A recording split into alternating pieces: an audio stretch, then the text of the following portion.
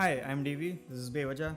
Let's talk about politics. आपने horseshoe theory के बारे में सुना होगा, या एटलीस्ट अगर आपने थ्योरी के बारे में नहीं सुना होगा तो आपने इसके आर्ग्यूमेंट्स ज़रूर सुने होंगे। ये आइडिया बेसिकली यही है कि लेफ्ट और राइट में कोई खास अंतर नहीं होता है। दोनों आइडियोलॉजीज़ को अगर एक्सट्रीम में लेके जाएं तो एक जैसे रिजल्ट ही आते हैं। अगर आप लेफ्टिस्ट हो, खुद को लेफ्टिस्ट डिक्लेयर करते हो, इसका मतलब आपने कैंप चूज़ कर लिया और उस कैंप के जो बिहेवियर्स और जो नॉर्म्स होंगे आप उसको फॉलो करोगे। सेम तरीके से राइट वाले हैं कि अगर आप राइट विंग के हो तो आप उन चीज़ों को फॉलो करो। इसका मतलब ये भी है कि आपके राइट विंग लीडर्स अगर कुछ गलत काम कर रहे हैं तो आप उसके अगेंस्ट बोलोगे नहीं, या so on for the left. इसको हॉर्सशू थ्योरी कहते हैं क्योंकि घोड़े की नाल की तरह बेसिकली ये दिखाता है कि दोनों आइडियोलॉजीज एक जैसी ही होती हैं फार एंड पे जाके। तो क्या फार लेफ्ट और फार राइट दोनों एक ही जैसे होते हैं? इनकी आइडियोलॉजीज का रिजल्ट एक ही जैसा होता है? Let's discuss that. इस वीडियो में मैं उसको एक्सप्लेन करने की कोशिश करूंगा कि ये थ्योरी क्यों गलत है, और ये गलत है, इसमें कोई राय नहीं। पर अगर आप किसी को एक्सप्लेन करना चाह रहे हैं या आपने किसी से ऐसा स्टेटमेंट बोला है तो आप इस वीडियो का इस्तेमाल कर सकते हैं। इन दैट केस, हाय, अगर आपको ये वीडियो किसी ने भेजा है एक्सप्लेन करने के लिए कि दोनों आइडियोलॉजीज में अंतर होता है, तो I just invite you to be just little patient. आप सुनने की कोशिश करें कि मैं क्या आर्ग्यूमेंट दे रहा हूँ। मैं ये इंटायरली नहीं कह रहा हूँ कि आप गलत अप्रोच लेके चल रहे हो और आप बुरे इंसान हो, पर यहाँ पर पॉइंट ये है कि कई बार पॉलिटिक्स को लेकर हमारे जो कॉन्टेक्स्ट होता है वो गड़बड़ होता है। वो इसलिए होता है क्योंकि पब्लिक में पॉलिटिकल आइडियोलॉजीज को लेकर जो पॉइंट शेयर किए जाते हैं वो मिसलीडिंग होते हैं। बड़े बड़े पब्लिक इंटेलेक्चुअल्स भी बहुत अजीब तरीके से इस पर बात करते हैं, या जब हम फार लेफ्ट की बात कर रहे होते हैं और फार राइट की बात कर रहे होते हैं तो हम हमेशा वो चीज़ें निकाल कर लाते हैं जो इनमें सिमिलर हों। लेट्स होप आप इसको थोड़ा टाइम देंगे और आप सुनकर समझने की कोशिश करेंगे कि मेरा पॉइंट क्या है। जब एक्सट्रीम की बात होती है तो बेसिकली यही कहा जाता है कि राइट एक्सट्रीम में जाकर अथॉरिटेरियन हो जाता है, ब्रूटल डिक्टेटरशिप में बदल जाता है, और लेफ्ट में भी ऐसा ही होता है। इसके लिए एग्जांपल जो दिया जाता है लेफ्ट का वो है यूएसएसआर का, राइट में आपके पास हिटलर है। तो बेसिकली हिटलर और स्टालिन दो बहुत बड़े एग्जांपल आए हैं हिस्टोरिकली जिसको कॉन्स्टेंटली इस तरह से इस्तेमाल किया जाता है। यहाँ पर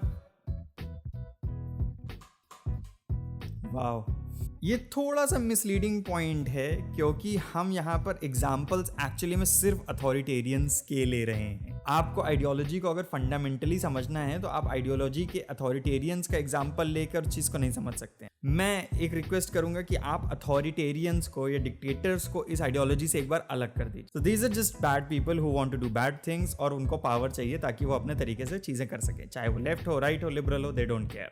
They are just going to do what they want to do. मैं लेफ्ट और राइट के बेसिक डिफरेंसेस को अपने पिछले वीडियो में समझा चुका हूँ, पर यहाँ पर इसको समराइज करने की ज़रूरत है। तो लेफ्ट एक प्रोग्रेसिव आइडियोलॉजी है जो सिस्टम को चेंज करना चाहती है और एक ऐसा सिस्टम लाना चाहते हैं जिसमें सभी को फ़ायदा हो। लेफ्ट एंटी हायरार्की भी होता है, और ये माना जाता है कि किसी भी तरह की हायरार्की सोसाइटी में अनजस्टिफाइड है। ह्यूमंस एक्चुअली में साथ मिलकर रह सकते हैं और उनको साथ में रहने के लिए ही सोसाइटी की ज़रूरत होती है। तो सोसाइटी में जब हायरार्की बनती है तो वो इनजस्टिस है, वो अनफेयर है और उसको ख़त्म करने की ज़रूरत है। राइट की पूरी आइडियोलॉजी जो है वो हायरार्की बेस्ड ही होती है। लोग ये मानते हैं कि कुछ लोग दूसरों से बेहतर होते हैं, इसलिए सोसाइटी में हायरार्की इनएविटेबल है, वो बनेगी ही, क्योंकि कुछ लोग आगे निकल जाएंगे और कुछ लोग पीछे छूट जाएंगे। फॉर एग्जाम्पल पेट्रियार्की एक हायरार्की है, पितृसत्ता, जिसमें ये माना जाता है कि आदमी इनहेरेंटली औरतों से बेहतर होते हैं या ऑन एवरेज भी बेहतर होते हैं, तो सोसाइटी में हमेशा आदमी आगे निकलेंगे।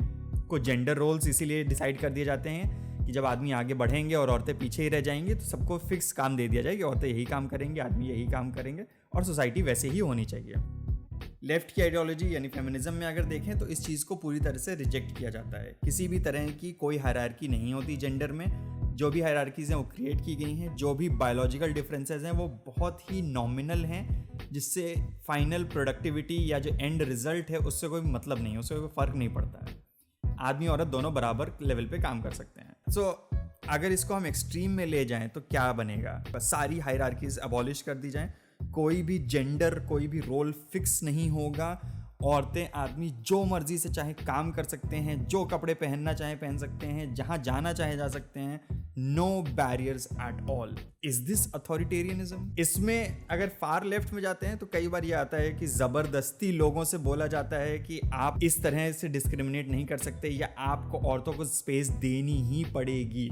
अगर फेमिनिस्ट को ये चीज़ क्रिएट करनी है एक पेट्रियार्कल सोसाइटी में, जो कि अभी हमारी सोसाइटी है, और अगर आप ये नहीं मानते हैं देन इस वीडियो में मैं आपकी ज़्यादा हेल्प नहीं कर सकता हूँ। पर अगर इस पेट्रियार्कल सोसाइटी में ये सिस्टम बना हुआ है और फेमिनिस्ट को यहाँ पर वो इक्वालिटी क्रिएट करनी है, वो हायरार्की ख़त्म करनी है, तो उनको उसके लिए कुछ एक्सट्रीम मेजर्स लेने पड़ेंगे, कुछ ऐसे स्टेप्स उठाने पड़ेंगे जो शायद दूसरों को पसंद ना आए। फॉर एग्जाम्पल रिजर्वेशन, औरतों के लिए पब्लिक ट्रांसपोर्ट में बैठने की जगह रिजर्व करने से लेकर पार्लियामेंट, स्कूल्स, कॉलेजेस में उनकी एंट्री को रिजर्व करना। ये डिक्टेटोरियल लगता है सुनने में, अथॉरिटेरियन लगता है सुनने में, पर यहाँ पर लड़ाई हो रही है इनजस्टिस के खिलाफ। ऐसा इनजस्टिस जो सोसाइटी से ऑटोमेटिकली नहीं जा सकता, या एटलीस्ट हम उसका वेट नहीं कर सकते, बिकॉज जेंडर्ड ऑपरेशन की वजह से लोगों की जान जाती है। बहुत सारी औरतें, लड़कियां हैं जिनको डेली वायलेंस का सामना करना पड़ता है। बहुत सारी जेंडर माइनॉरिटीज़ या नॉन बाइनरी ग्रुप्स को तो सोसाइटी में स्पेस भी नहीं मिली है।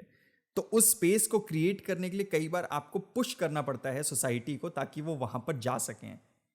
इस पुश को क्या आप एक्सट्रीम लेफ्ट मानेंगे? इसमें और अथॉरिटेरियनिज्म में डेफिनेटली बहुत बड़ा अंतर है। सो इसीलिए मैं कहता हूं अथॉरिटेरियनिज्म आप हटा दीजिए। इसी में अगर फार राइट की बात करें, जो जेंडर रोल को ना ही सिर्फ रखेगा बल्कि बहुत स्ट्रांगली और वायलेंटली क्रिएट करेगा, रिक्रिएट करेगा अलग अलग स्पेसेस में।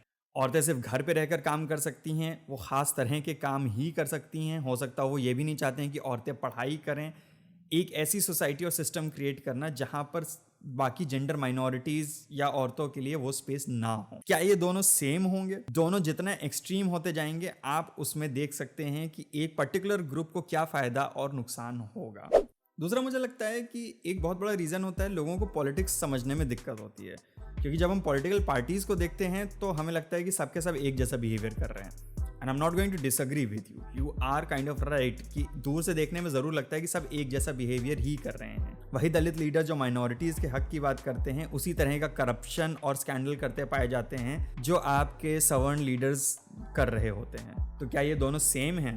यहाँ पर मैं आर्ग्यू करूँगा कि ऐसा नहीं है, क्योंकि दलित लीडर्स का काम भले ही उनका करप्शन और इफेक्ट वैसा ही है, पर उनकी जो पॉलिटिक्स है उससे सोसाइटी के एक स्पेसिफिक ग्रुप को फ़ायदा मिल रहा है, जिस वजह से उस ग्रुप के लिए जो भी काम हो रहा है उसका इम्पैक्ट बहुत ज़्यादा है। मैं यहाँ करप्शन को जस्टिफाई नहीं कर रहा हूँ, डेफिनेटली करप्शन गलत होता है, पर हमारा जो पॉलिटिकल सिस्टम है उसके जो बैरियर्स हैं वो इस तरह की सिचुएशन क्रिएट करते ही हैं जहाँ पर आप पावर पाओगे तो करप्शन इनेविटेबल है, करप्शन होगा ही होगा।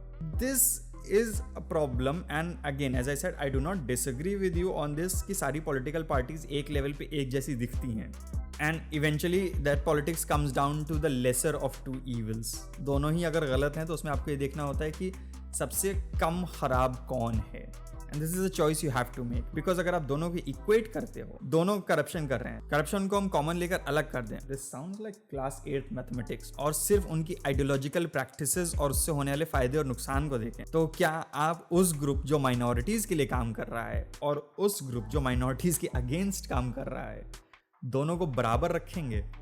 करप्शन, अथॉरिटेरियनिज्म, अगर हमें इनको ह्यूमन वैल्यूज और वर्च्यूज माने, क्योंकि मैं मानता हूँ कि ये इनहेरेंटली पॉसिबल है कि कोई भी इंसान अच्छा या ख़राब हो सकता है। उससे फ़र्क नहीं पड़ता कि आप किस आइडियोलॉजी और किस सिस्टम में हो। कोई भी आइडियोलॉजी और सिस्टम अपने आप इंडिविजुअल को बेहतर और अच्छा नहीं बना सकता, ये इम्पॉसिबल है। ऐसा हो ही नहीं सकता कि अगर हम फेमिनिज्म को पूरी तरह से इस्टेब्लिश कर देंगे तो सारे औरत और आदमी अच्छे हो जाएंगे। बुरे लोग फिर भी होंगे जो दूसरों के साथ डिस्क्रिमिनेट करना चाहते हैं, पर हायरार्कीज में उनको पावर मिल जाती है कि वो मल्टीपल लेवल पे कई लोगों के साथ डिस्क्रिमिनेशन कर सकते हैं, या उनके डिस्क्रिमिनेशन का दूसरों को बहुत ज़्यादा नुकसान होता है।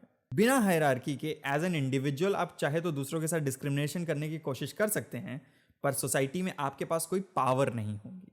फिर आपको सिर्फ अथॉरिटेरियनिज्म और करप्शन को चैलेंज करना है। And now you might be thinking कि मुझे करप्शन और अथॉरिटेरियनिज्म नहीं पसंद है और मुझे हायरार्की भी नहीं पसंद है, पर मुझे लेफ्ट या राइट जैसे लेबल्स इस्तेमाल नहीं करने। मैं खुद को फेमिनिस्ट नहीं बोलना चाहता हूँ।